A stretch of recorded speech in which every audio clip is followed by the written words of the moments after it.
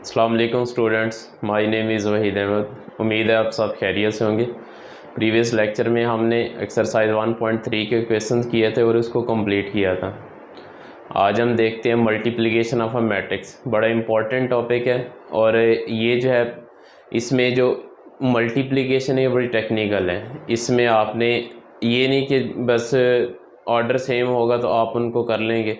इसमें जो है आपके एक रूल फॉलो होगा। अगर उस रूल के ऊपर मैट्रिसेस आएंगी तो आपकी मल्टीप्लिकेशन पॉसिबल होगी, अदरवाइज़ नहीं होगी। तो मल्टीप्लिकेशन का रूल क्या होगा? आपके पास दो मैट्रिक्स हैं, उसमें जो फर्स्ट मैट्रिक्स को आप सेकंड के साथ मल्टीप्लाई करना चाह रहे हैं। अगर फर्स्ट मैट्रिक्स के कॉलम सेकंड मैट्रिक्स की रोज़ के इक्वल हो जाएं तो मल्टीप्लिकेशन पॉसिबल होगी, अदरवाइज़ नहीं होगी। तो मैं इस रूल को लिखता हूँ। इसमें रूल है, if columns of first matrix is equal to the rows of second matrix, then multiplication is possible, otherwise not. तो ये हमारे पास मल्टीप्लिकेशन का rule, if columns of first matrix is equal to the rows of second matrix then the multiplication is possible, otherwise not.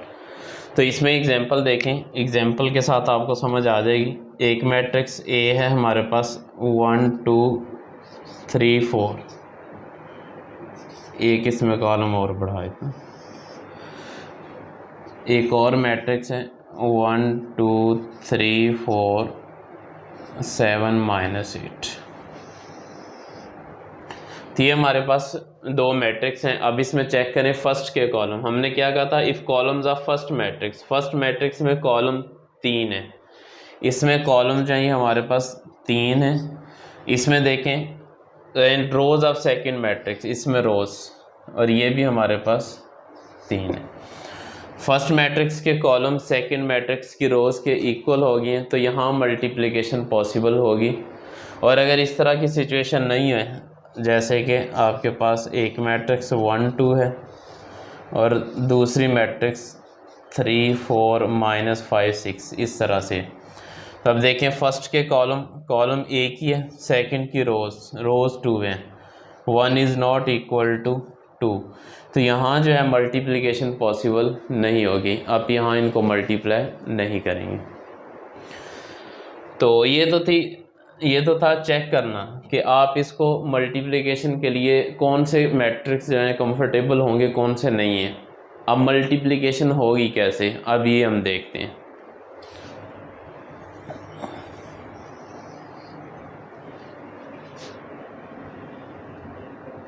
अब इसमें भी एक example के थ्रू ही करते हैं। एग्जांपल है हमारे पास 1 2 -3 4 और एक छोटा सा मैट्रिक्स और लेते हैं, इसमें -3 5 ले लें। सबसे पहले चेक करें क्या मल्टीप्लाई होगा या नहीं। कॉलम इस फर्स्ट मैट्रिक्स के कॉलम 2 हैं, सेकंड की रोज भी 2 हैं, तो मल्टीप्लिकेशन पॉसिबल हो जाएगी, 2 = 2।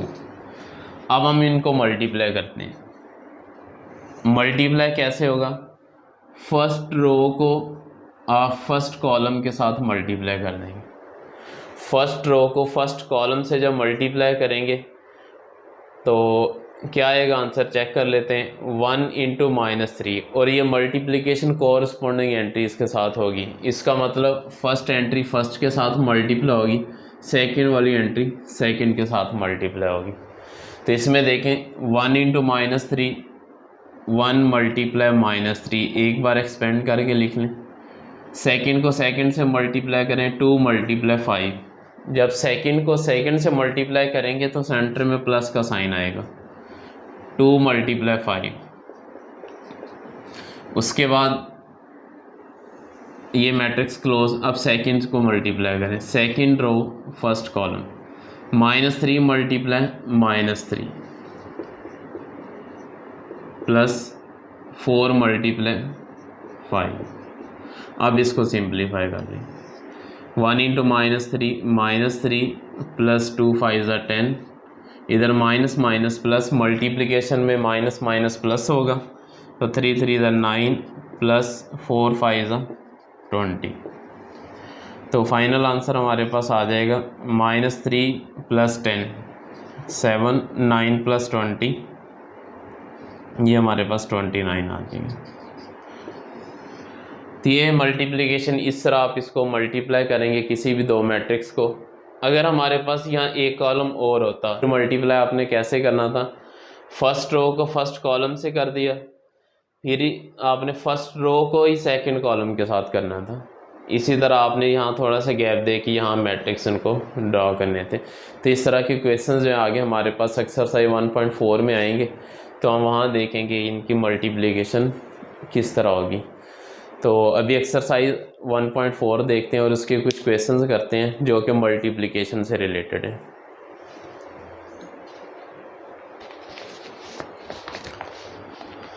जी, हमारे पास एक्सरसाइज 1.4 है, इसका question number 1, which are the following product of matrices is comfortable for multiplication. कौन सी मल्टीप्लाई के लिए कंफर्टेबल हैं और कौन सी कंफर्टेबल नहीं है। तो इसमें सबसे पहला पार्ट है 1 -1 0 2 और सेकंड मैट्रिक्स है -2 3, ये आपस में मल्टीप्लाई हो रहे हैं। तो इसमें देखें फर्स्ट मैट्रिक्स के कॉलम 2 हैं, सेकंड की रोज़ भी 2 हैं, कॉलम और रोज़ आपस में इक्वल हैं, तो हम कह सकते हैं कि ये मल्टीप्लाई हो जाएगा। तो फर्स्ट वाला ऑप्शन जो ये कंफर्टेबल फॉर मल्टीप्लिकेशन है। सेकंड में देखें, सेकंड के फर्स्ट मैट्रिक्स का ऑर्डर 2/2 यानी 2 कॉलम है, सेकंड में 2 रोज़ हैं, तो ये भी मल्टीप्लाई हो जाएंगी। उसके बाद थर्ड में देखें, थर्ड है हमारे पास फर्स्ट मैट्रिक्स में एक ही कॉलम है और सेकंड मैट्रिक्स में 2 रोज़ हैं, इसमें 1 इज़ नॉट इक्वल टू 2, तो यहाँ जो है मल्टीप्लिकेशन पॉसिबल नहीं होगी। 4 पार्ट में देखें 1 2 0 -1 -1 2, फर्स्ट मैट्रिक्स में 2 कॉलम है और सेकंड मैट्रिक्स में 2 रोज़ हैं, तो यहाँ भी इक्वल हैं, तो यहाँ भी मल्टीप्लिकेशन पॉसिबल हो जाएगी, 4 पार्ट भी मल्टीप्लाई हो जाएगा। इसी तरह 5 पार्ट है, 5 में 3 रोज़ हैं और सेकंड में 3 कॉलम है, तो यहाँ भी मल्टीप्लिकेशन पॉसिबल हो जाएगी। तो फर्स्ट में तो बस यही बताना था कि कौन सी कंफर्टेबल है कौन सी नहीं है। आप इसको ईज़िली इसे कर लेंगे बुक में से, कोई मुश्किल वाली बात नहीं है। अब इसमें क्वेश्चन नंबर 2 देखते हैं। ये इम्पॉर्टेंट क्वेश्चन है, पेपर पॉइंट ऑफ व्यू से भी इम्पॉर्टेंट है, ये शॉर्ट क्वेश्चन टाइप पेपर में आ सकता है। तो इसमें if a is equal to this, b is equal to this, find a b and b a, और आगे ब्रैकेट में उसने लिखा इफ़ पॉसिबल। इफ़ पॉसिबल का मतलब ये है कि अगर मल्टीप्लाई हो सकती हैं तो कर दें, अगर नहीं हो सकती तो ना करें।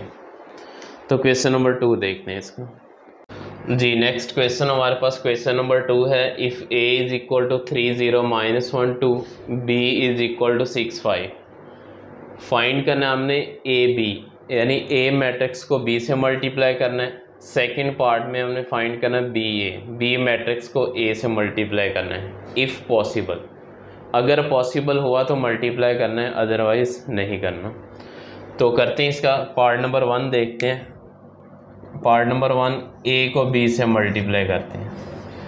अब इसमें ये भी ख्याल रखना है कि जो अरेंजमेंट होगी ना इधर मैट्रिक्स की, किस तरह प्रोडक्ट हो रहा है उसी तरह ही आपने इनके मैट्रिक्स भी लेने हैं। a पहले है तो a मैट्रिक्स पहले लें, 3 0 -1 2, इसको आपने मल्टीप्लाई कर देना है b मैट्रिक्स के साथ, b है 6 5। अब इसकी मल्टीप्लिकेशन देखें कैसे होगी। फर्स्ट रो फर्स्ट कॉलम से मल्टीप्लाई होगा, 3 × 6 18, 0 × 5, 0 जिससे मल्टीप्लाई होगा 0 करेगा, प्लस के साथ लिखना है 0।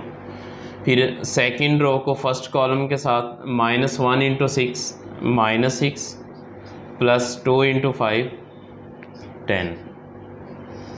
तो इसको सॉल्व कर लें, 18 + 0 18, -6 + 10 4 आ जाएगा। तो ये हमारे पास आ गया ए बी को मल्टीप्लाई किया तो हमारे पास 18 4 जो है एक मैट्रिक्स आ गया। नेक्स्ट हम देखते हैं इसका सेकंड पार्ट, सेकंड पार्ट में ये है कि आप बी को ए से मल्टीप्लाई करें। अब बी मैट्रिक्स पहले लिखें। बी है हमारे पास 6 5 मल्टीप्लाई ए है 3 0 -1 2। तो यहाँ देखें फर्स्ट में देखें कॉलम कितने हैं, एक ही कॉलम है। सेकंड मैट्रिक्स में 2 रोज हैं। तो यहाँ क्या बनेगा, 1 is not equal to 2। Rule follow नहीं हो रहा। अगर रूल फॉलो नहीं हो रहा तो मल्टीप्लिकेशन भी पॉसिबल नहीं होगी। तो यहाँ लिख देंगे hence the multiplication is not possible. Simple.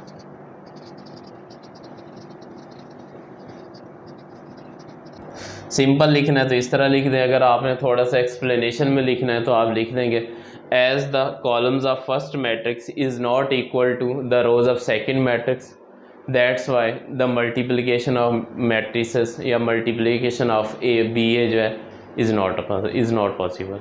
तो ये स्टेटमेंट भी इसमें आप लिख सकते हैं। तो इसमें कोई इशू नहीं, आप ये लिख दें या प्रॉपर स्टेटमेंट में लिख देंगे तो वहाँ फिर गलती की गुंजाइश ख़त्म हो जाएगी इसमें। तो ईज़िली आप जो है उसको वेल डिफाइन कर सकते हैं। तो ये था हमारे पास क्वेश्चन नंबर 2।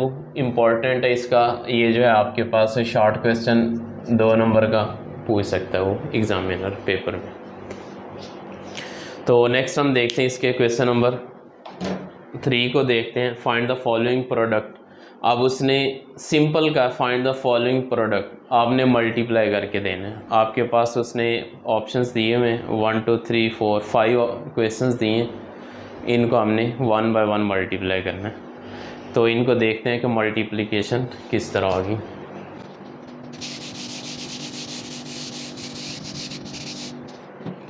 क्वेश्चन नंबर 3 है, इसका पार्ट 1 करते हैं। सबसे पहले पार्ट 1 है 1 2, सेकंड मैट्रिक्स है 4 0। सिंपल है, इसमें फर्स्ट के 2 कॉलम सेकंड की 2 रोज इक्वल हैं तो मल्टीप्लिकेशन हो जाएगी।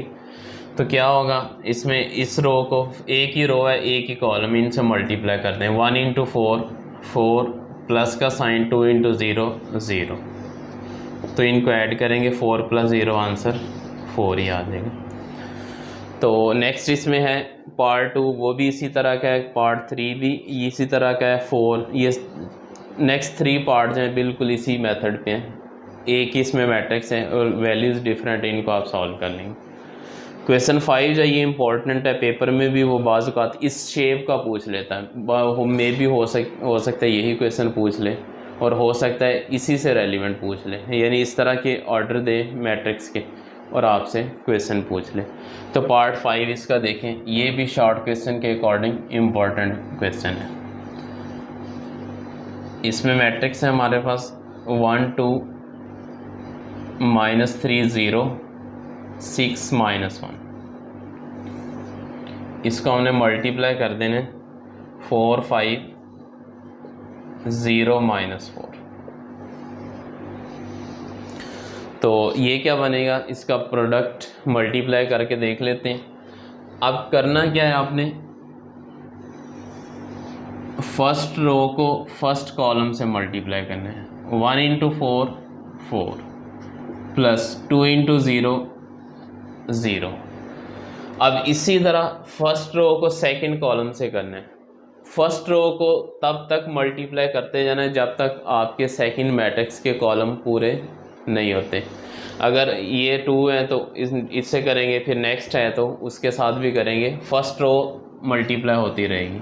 1 इंटू 5 5। अब यहाँ गैप देगी, इसको लिखना है जैसे हमारे पास A B C D इस तरह के डिफरेंट मैट्रिक्स के नंबर्स लिखे जाते हैं, उसी फॉर्म में लिखना है। Plus 2 into -4 -8। नेक्स्ट क्या बनेगा, सेकंड रो को फर्स्ट कॉलम के साथ -3 4 -12 प्लस 0 इंटू 0 0। इसी तरह second row second column -3 into 5 -15 plus 0 into -4 0 हो जाएगा। उसके बाद third 6 into 4 24 plus -1 into 0 0। 6 5 30 plus -1 into -4, minus minus ये प्लस हो जाएगा, 4 1 ज़ा 4।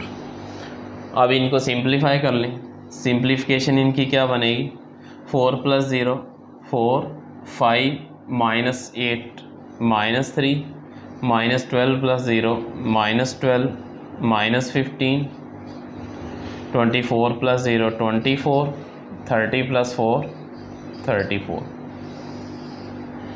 तो ये थी इसकी मल्टीप्लिकेशन। सिंपल आपने रूल को फॉलो करना है, रूल अप्लाई करें, first row first column, first row second column, इसी तरह सेकंड रो को मल्टीप्लाई करेंगे, इसी तरह थर्ड रो को मल्टीप्लाई करेंगे। बाकी के पार्ट इसके करेंगे, अगर नहीं होंगे तो फिर आप मुझसे पूछ लेंगे, या उम्मीद तो है इसमें मसला नहीं आएगा, बिल्कुल इसी टाइप के हैं तो आप इजीली इनको मल्टीप्लाई कर लेंगे। और दूसरी इंपॉर्टेंट चीज़ ये है कि आपको कॉन्सेप्ट का पता होना चाहिए। अगर आपको कॉन्सेप्ट आता है तो आप इसको ईज़िली सॉल्व कर लेंगे, इसमें कोई मसला नहीं आएगा। तो ये था हमारे पास क्वेश्चन नंबर 3। अब हम देखते हैं इसका क्वेश्चन नंबर 4 क्या है।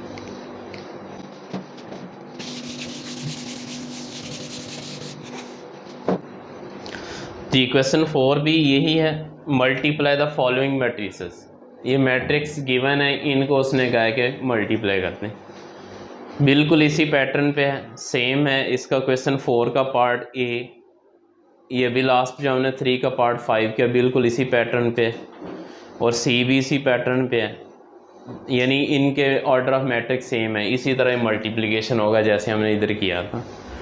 तो बाकी इसका जो है डी पार्ट है और ई पार्ट है और बी पार्ट है, ये थोड़े से डिफरेंट हैं। डिफरेंट ऐसे के ऑर्डर डिफरेंट हैं, मल्टीप्लिकेशन रूल तो वही फॉलो होगा। तो क्वेश्चन 4 का पार्ट डी करते हैं हम। Question 4 part D.